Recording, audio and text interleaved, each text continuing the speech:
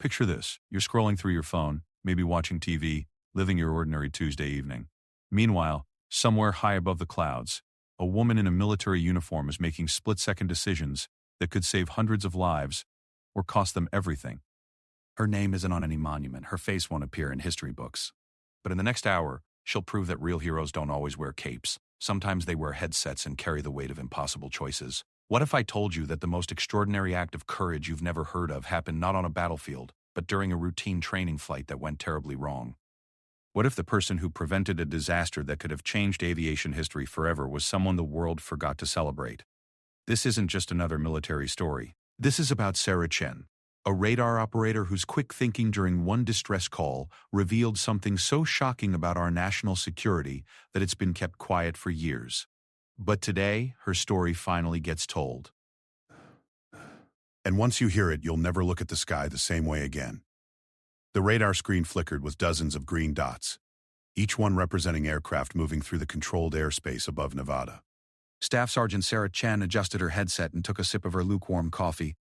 It was 2:47 a.m. on March 15th, and the night shift at Nellis Air Force Base was unusually quiet. Most training exercises had wrapped up hours ago, leaving only a handful of late-night cargo flights and the occasional emergency medical transport crossing her screen. Sarah had been working air traffic control for 8 years, ever since she enlisted straight out of college. Her parents, both immigrants from Taiwan, had dreamed of her becoming a doctor or lawyer. Instead, she found herself drawn to the precision and responsibility of guiding aircraft safely through some of the most complex airspace in the country. Nellis wasn't just any base. It was home to the Air Force's most advanced training programs, where pilots learned to handle everything from stealth fighters to massive cargo planes. The young woman rubbed her eyes and stretched in her chair. Her supervisor, Master Sergeant Rodriguez, was making his rounds through the control room, checking on the skeleton crew that managed overnight operations. Sarah's station controlled a section of airspace that included several training ranges and civilian flight paths. It required constant attention and split-second decision-making. But after 8 years, the rhythms of air traffic had become second nature to her. At 2:52 a.m., everything changed. A new blip appeared on Sarah's screen, moving fast and erratically. The transponder code was unfamiliar, and when she tried to establish radio contact, she heard something that made her blood run cold. Static, heavy breathing, and then a voice. Panicked, strained, barely audible. Mayday, Mayday, this is Training Flight Bravo 72. We have multiple system failures. Engines are failing. We're going down. Sarah's training kicked in immediately. She cleared her throat and responded in the calm, professional tone that had been drilled into her during countless hours of emergency simulations. Bravo 72. This is Nellis Control. I have you on radar. What is your current position and number of souls on board? The response came through waves of static. Nellis Control, we have 18 souls on board. We're approximately 40 miles southwest of the base. Both engines are showing critical failures. Hydraulics are gone. We're at 7,000 feet and descending rapidly. Sarah's fingers flew across her console, immediately clearing a direct path to Nellis and alerting emergency services. But something about the situation felt wrong. She pulled up the flight manifest database and searched for Bravo 72. Nothing. No scheduled training flights matched that call sign for tonight or any recent night. Her screen showed the aircraft's radar signature, and the size and speed suggested it was a large transport plane, possibly a C-130 or a similar aircraft. Bravo 72, I'm not showing you on tonight's flight schedule. Can you confirm your departure point and mission? There was a long pause, filled with the sound of alarms and shouting in the background. When the pilot's voice came back, it was strained with exhaustion and fear. Nellis Control. We departed from Tonopah approximately 90 minutes ago. This was supposed to be a routine cargo transport to Edwards Air Force Base. We're carrying sensitive equipment for the Advanced Tactical Fighter program. Sarah felt a chill run down her spine. The Advanced Tactical Fighter program was highly classified, and Tonopah Test Range was home to some of the military's most secretive projects. She had heard whispers about the black projects that operated out of there, but regular air traffic controllers weren't supposed to know the details. Yet here was a crew in distress, carrying classified cargo, and somehow not appearing on any official flight manifest. She made a decision that would change everything. Instead of simply guiding the aircraft to the nearest safe landing, Sarah began asking questions that went beyond standard emergency protocol. Bravo 72, can you describe the nature of your cargo? This will help me coordinate with emergency services on the ground. Another pause. Nellis Control. We're carrying prototype avionics systems. Highly classified. We need a secure landing zone, not just any runway. Sarah's mind raced. Something wasn't adding up. She had been monitoring this airspace for hours, and no aircraft had departed from Tonopah heading southeast. The timing was all wrong. More importantly, her training had taught her that truly classified flights would have special codes and protocols that would immediately identify them to air traffic control. This aircraft had none of those markers. She discreetly signaled to Sergeant Rodriguez, who hurried over to her station. Sarah muted her microphone and whispered urgently, "Sarge, I've got a situation. Aircraft claiming to be carrying classified cargo, but it's not showing up in any of our databases. Flight path and timing don't match their story." Rodriguez frowned as he studied her screen. He was a 20-year veteran who had seen everything from genuine emergencies to training exercises gone wrong. "Keep talking to him, but don't commit to anything yet. I'm calling this upstairs." Sarah unmuted her microphone and continued her conversation with the distressed aircraft. "Bravo 7-2. I'm coordinating with base operations for your secure landing. Can you maintain current altitude?" "Negative, Nellis Control. We're at 5,000 feet now and still descending. We need immediate clearance for emergency landing." The desperation in the pilot's voice was real, but Sarah's instincts told her something else was happening here. She had handled dozens of real emergencies, and while the fear in the pilot's voice was genuine, other details weren't matching up. The aircraft's flight path suggested it had come from much farther north than Tonopah, and its descent rate didn't match what the pilot was describing. She made another crucial decision. "Bravo 7-2, I need you to squawk 7700 and ident." This was a standard emergency code that would make the aircraft more visible on radar and help with identification. "Unable to comply, Nellis Control. Our transponder system is malfunctioning." That was the final red flag Sarah needed. Even with multiple system failures, aircraft transponders were designed to be extremely reliable and were usually the last systems to fail. She had never encountered a genuine emergency where the transponder failed but the radio still worked perfectly. Rodriguez returned to her station with a grim expression. "Sarah, I've got some unusual instructions from upstairs. We're to continue normal emergency procedures, but we're also to gather as much information as possible about this aircraft and its cargo." Sarah nodded and continued her careful questioning. Over the next 20 minutes, he guided the aircraft toward Nellis while simultaneously gathering intelligence that would later prove crucial. She learned that the crew consisted of 4 people: pilot, co-pilot, loadmaster, and a civilian passenger they referred to only as the specialist. The cargo, according to the crew, included advanced radar systems and computer equipment worth millions of dollars. But with each answer, more inconsistencies emerged. The pilot claimed they were transporting equipment for the Air Force's newest fighter program, but Sarah knew from her security briefings that such equipment would never be transported on a single unescorted aircraft. The crew's knowledge of proper emergency procedures was perfect, but their knowledge of Air Force protocols and current programs seemed outdated, as if they had studied old manuals. At 3:31 a.m., the aircraft appeared on visual approach to Nellis. Sarah could see it through the control tower windows. A large, dark transport plane with no visible markings. Emergency vehicles were positioned along the runway, their lights flashing red and blue in the desert darkness. "Bravo 7-2, you are cleared for emergency landing on runway 21 left. Emergency crews are standing by." "Roger, Nellis Control. Thank you for your assistance." As the aircraft touched down and rolled to a stop, Sarah watched through binoculars as emergency crews surrounded it. But instead of the usual controlled chaos of a genuine emergency response, she saw something that made her heart race. Military police vehicles were arriving, and personnel in suits were taking positions around the aircraft. Rodriguez appeared at her shoulder again, this time with a phone in his hand. "Sarah, there's someone who wants to talk to you immediately. Looks like your questions tonight may have prevented something much more serious than a simple aircraft emergency." The voice on the phone was crisp and professional.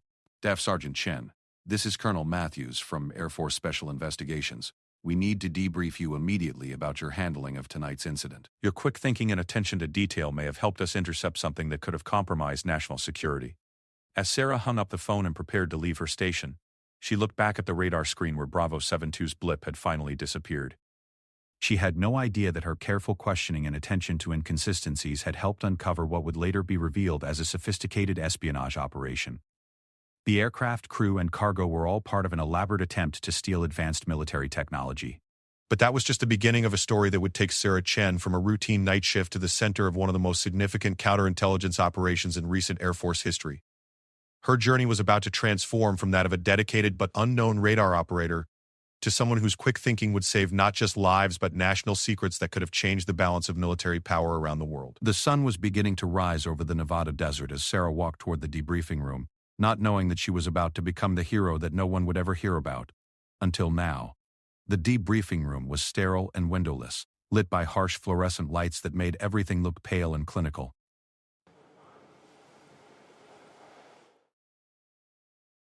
Sarah sat across from Colonel Matthews, a tall man with graying temples and the kind of intense stare that suggested he had spent years dealing with situations most people never imagined. Beside him sat Agent Rebecca Torres from the FBI, whose presence immediately told Sarah that this situation extended far beyond routine Air Force business. Staff Sergeant Chen, Colonel Matthews began, opening a thick folder. What I'm about to tell you is classified at the highest levels. The aircraft you handled tonight was not what it appeared to be. Your instincts and training may have prevented one of the most significant intelligence breaches in modern military history. Sarah felt her mouth go dry. Sir, I just followed standard emergency procedures. When things didn't add up, I asked questions. Agent Torres leaned forward. Those questions were exactly what we needed. The aircraft that landed tonight was stolen from a classified Air Force facility in Utah 3 days ago. The crew aboard were not Air Force personnel. They were foreign intelligence operatives who had spent months preparing for this operation. The room seemed to spin around Sarah as the implications hit her. Foreign operatives? But they knew our procedures, our call signs, everything. They did their homework, Colonel Matthews replied grimly. What they didn't count on was an air traffic controller who would notice the inconsistencies in their story. Your questions about their cargo and departure point helped us understand what we were dealing with before they could complete their mission. Agent Torres pulled out a series of photographs and spread them on the table. The real Bravo 72 crew was found tied up in a maintenance hangar at Hill Air Force Base. They're alive, but they were supposed to be flying a legitimate cargo mission to Edwards. The people you guided to safety tonight had stolen both their aircraft and their identities. Sarah studied the photos. 4 Air Force personnel who looked nothing like the people she had seen briefly through her binoculars as they were taken into custody. What were they really trying to steal? Colonel Matthews exchanged a glance with Agent Torres before answering. The cargo they claimed to be carrying was actually accurate, just not in the way they described. They had successfully stolen prototype radar systems for our next generation of stealth fighters. These systems represent years of research and billions of dollars in development. More importantly, they contain classified information about how our aircraft avoid detection. If this technology had fallen into the wrong hands, Agent Torres continued, it could have rendered our entire stealth program obsolete. Enemy nations would have been able to detect and target our most advanced aircraft.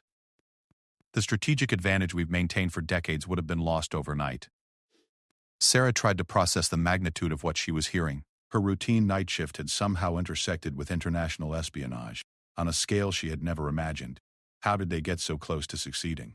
The operation had been planned for over 2 years, Colonel Matthews explained. The team consisted of highly trained operatives who had studied Air Force procedures, learned our communication protocols, and even underwent flight training to handle military aircraft. They had inside information about flight schedules, security procedures, and the specific technology they were targeting. Agent Torres added, they chose a night shift specifically because there would be fewer personnel on duty and less chance of immediate detection. What they didn't anticipate was encountering someone with your level of experience and attention to detail. But, sir, any experienced controller should have noticed those inconsistencies. You'd be surprised, Colonel Matthews said sadly. We've reviewed similar scenarios, and most controllers faced with what appeared to be a genuine emergency would have focused solely on getting the aircraft safely on the ground. You went beyond that. You asked the right questions at the right time. Agent Torres opened another folder and pulled out a detailed timeline. Let me walk you through what we know about their operation. 3 days ago, the team infiltrated Hill Air Force Base during a shift change. They overpowered the real Bravo 72 crew and loaded the stolen technology onto their aircraft. Their plan was to fly to a remote airstrip in Mexico, where the cargo would have been transferred to another aircraft and flown to a country that doesn't have an extradition treaty with the United States. Sarah looked at the timeline, noting how precisely everything had been planned. Why did they contact me if they were trying to avoid detection? That's where their plan went wrong, Colonel Matthews replied. About 30 minutes into their flight, they encountered severe weather that forced them to change course. Their new flight path took them directly through controlled airspace, which meant they had to establish radio contact or risk being intercepted by fighter aircraft.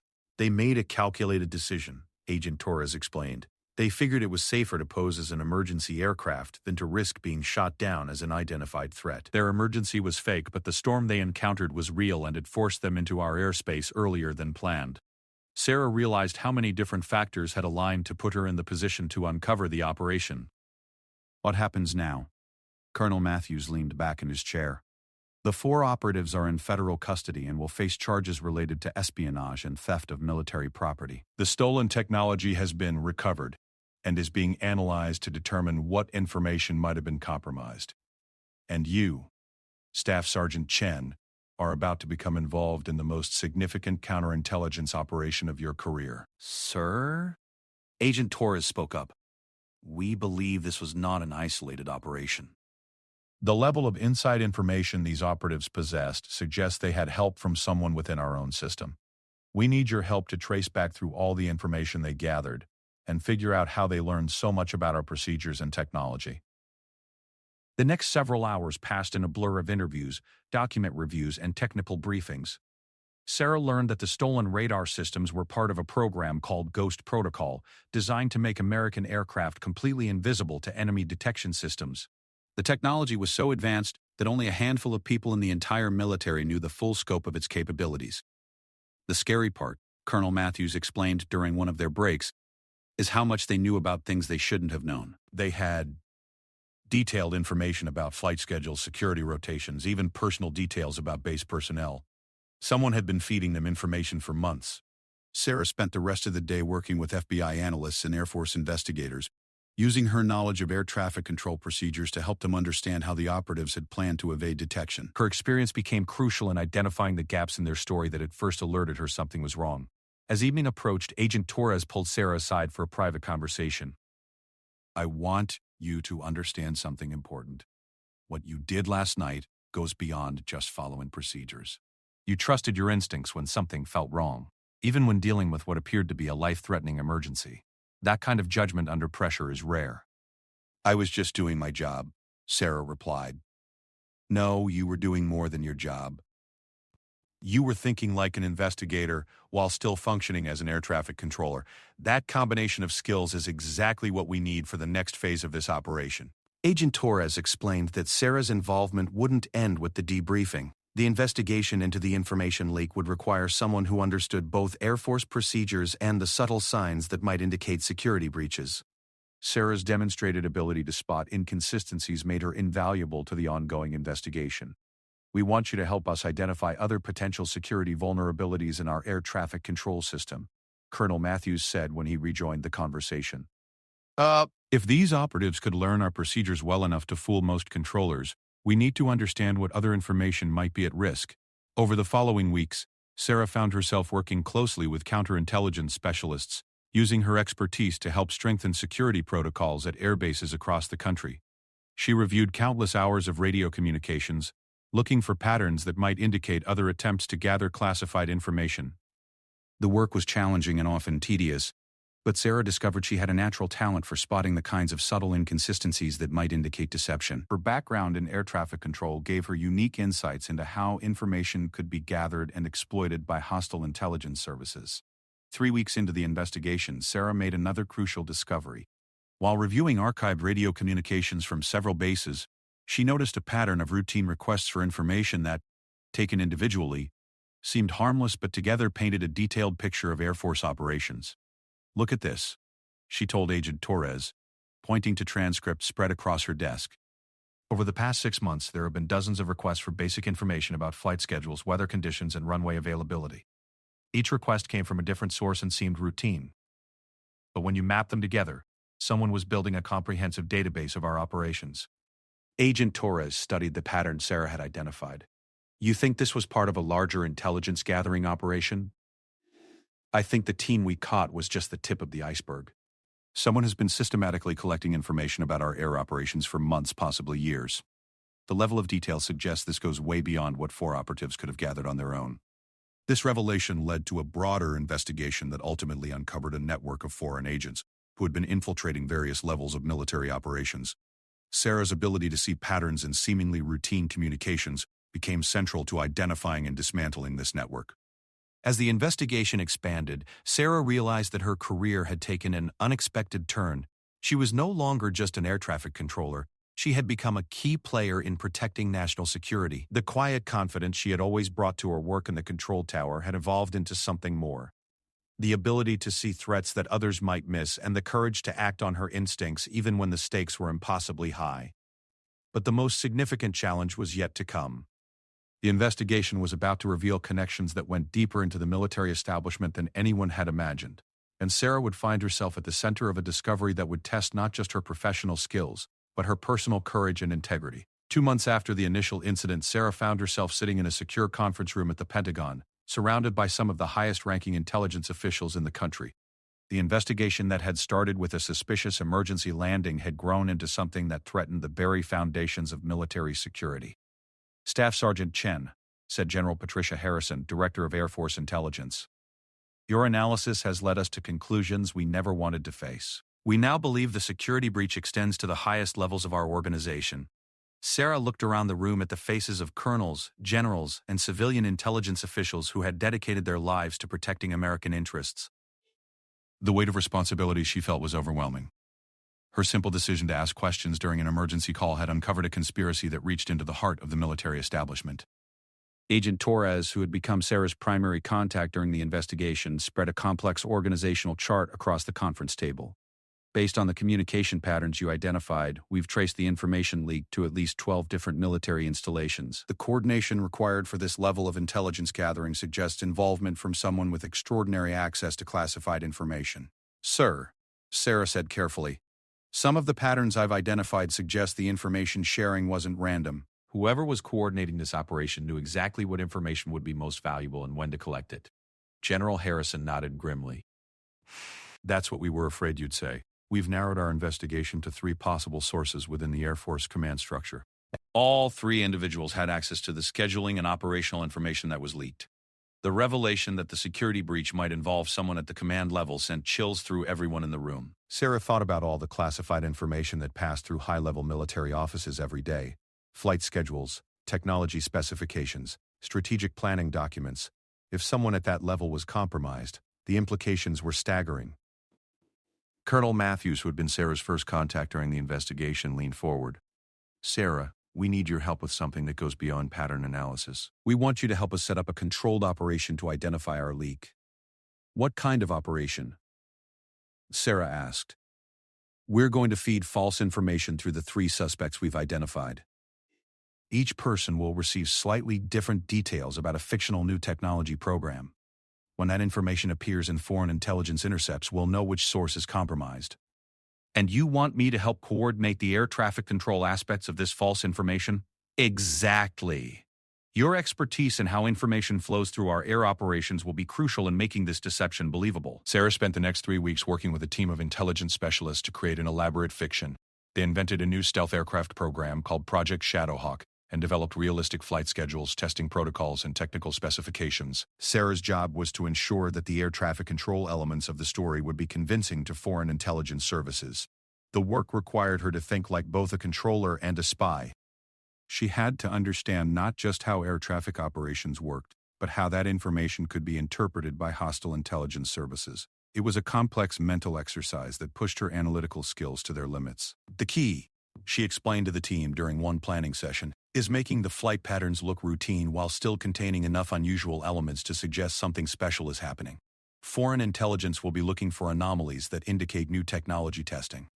3 weeks after the false information was distributed, the results came back through electronic surveillance intercepts. 2 of the 3 suspects had been eliminated. The false information they received never appeared in foreign communications. But the 3rd suspect, Colonel James Mitchell from Air Force Strategic Planning, had passed along every detail of Project Shadowhawk to his foreign contacts within 48 hours of receiving it. The discovery that Colonel Mitchell was the leak sent shockwaves through the military establishment. He was a 25-year veteran with an exemplary service record and high-level security clearance. His betrayal represented not just a security breach but a personal tragedy that affected everyone who had worked with him. How long do you think he's been passing information? Sarah asked Agent Torres during a private debriefing. Based on the patterns you identified, probably at least 2 years. The financial analysis shows he started receiving large payments from shell companies around that time. We think he was recruited gradually, probably starting with requests for seemingly harmless information that escalated over time. The arrest of Colonel Mitchell led to the unraveling of the entire spy network. Under interrogation, he revealed the identities of other operatives, the methods they used to gather information, and the foreign intelligence service that had recruited him. The 4 operatives Sarah had helped catch during the emergency landing were part of a much larger organization that had been systematically targeting American military technology. But the investigation also revealed something that surprised everyone involved. Colonel Mitchell's recruitment had been facilitated by his gambling debts and personal financial problems. The Foreign Intelligence Service had identified his vulnerabilities and exploited them gradually, turning a loyal American officer into a source of classified information. It's a reminder that security isn't just about technology and procedures, General Harrison explained during the final briefing. It's about people, and people can be compromised in ways we don't always anticipate. Sarah's role in uncovering and dismantling the spy network earned her a commendation that would remain classified for decades. Her quick thinking during a single night shift had prevented the theft of billions of dollars worth of military technology and led to the capture of an entire intelligence network. But perhaps more importantly, Sarah's work had revealed fundamental vulnerabilities in how the military protected its most sensitive information. The investigation led to comprehensive changes in security protocols, communication procedures, and personnel screening that would strengthen American military security for years to come. 6 months after the initial incident, Sarah was promoted to Master Sergeant and transferred to a new position with Air Force Special Investigations. Her unique combination of technical expertise and investigative instincts had created a new career path that she had never imagined. "You know," Agent Torres told her during a farewell lunch, "what happened that night was remarkable, not because you did something extraordinary, but because you did the ordinary things extraordinary well.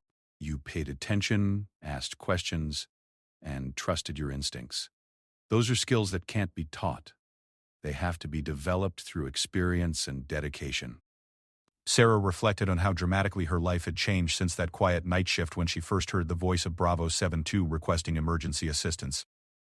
She had always taken pride in her work as an air traffic controller, but she had never imagined that her attention to detail could have such far-reaching consequences. The classified nature of her achievements meant that Sarah could never publicly discuss what she had accomplished. Her parents still thought she spent her days guiding routine training flights through Nevada airspace. Her friends from her old unit knew she had been promoted and transferred, but they had no idea why.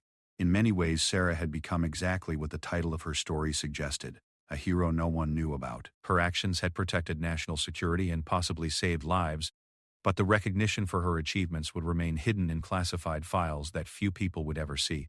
Yet Sarah found satisfaction in knowing that her work had made a difference. Every day in her new position, she used the skills she had developed during the investigation to identify and prevent other security threats.